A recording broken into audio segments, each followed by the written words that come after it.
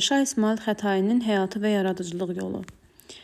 Həyatından danışaq. Hökmdar şair kimi tanınan Şah İsmayıl Xətai 1487-ci ildə Ərdəbil hakimi olmuş Şeyx Heydərin ailəsində dünyaya göz açmışdı. İsmayıl çox tez, 13 yaşında hakimiyyət uğrunda mübarizəyə başlamışdı. Ömrünün çoxunu dövlət işlərinə həsr edən hökmdar şair 1524-cü ildə 37 yaşında olarkən dünyasını dəyişmişdi. Yaradıcılıq yolundan danışaq. Şifahi xalq ədəbiyyatından bəhrələnir. Lirik və epik növlərdə əsərlər yazır. Əsərlərini nəzmlə yazır. Ana dilində doğma türkcəmizdə yazmağa daha çox üstünlük verir. Heca vəznini divan ədəbiyyatına ilk dəfə daxil edən şairdir. Həm heca, həm də əruz vəznində yazmışdı.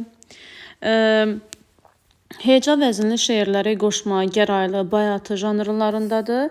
Əruz vəznində isə qəzəl, qəsidə, rübai və digər janrlarda əsərlər yaratmışdı.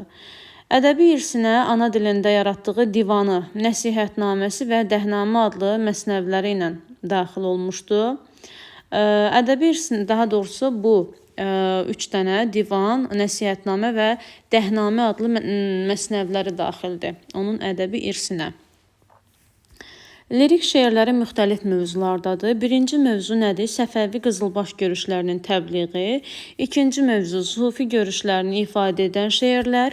Üçüncü mövzu məhəbbətin tərənnümü. Dördüncüsü isə təbiət mövzusu. Deməli, ilk öncə başlayaq Səfəvi qızılbaş görüşlərinin təbliğindən. Şeirlərin böyük bir qismi bu mövzudadır.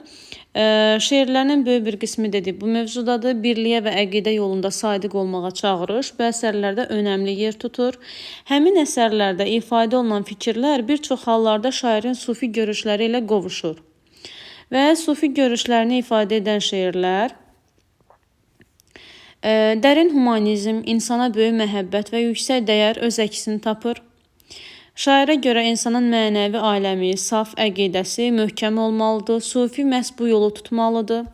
Sufi sən alıb satma, halalına haram qatma, yolun əyrisinə getmə, doğru yola nəzər eylə.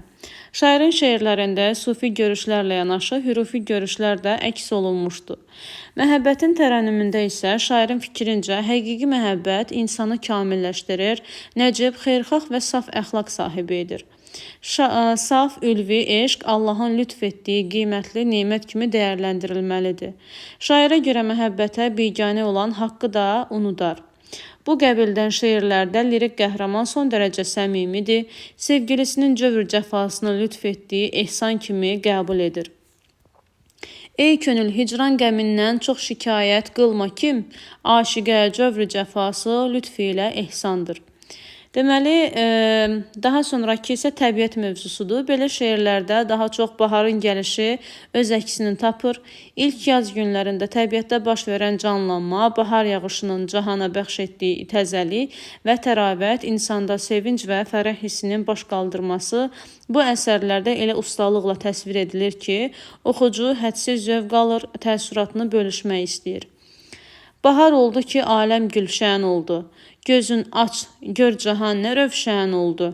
Bəzəndi hər bir ağac bir gül ilə. Ağaclar cümlə gül pərihan oldu. Açıldı yazilər, bitdi çiçəklər. Gül ilə şol bənəfşə süsən oldu.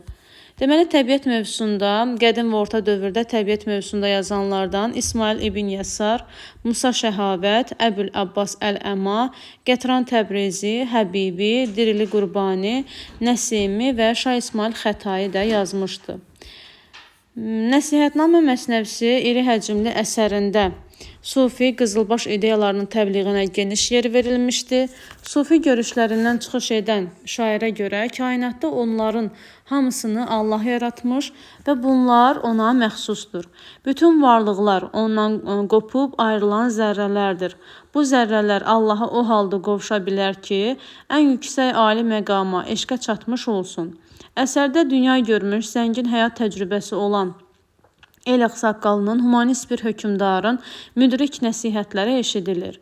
İnsanlara, xüsusən gənclərə Allahı sevməyi, yaşlılara hörmət etməyi, könül yıxmamağı, xalqına sədaqətli olmağı tövsiyə edir.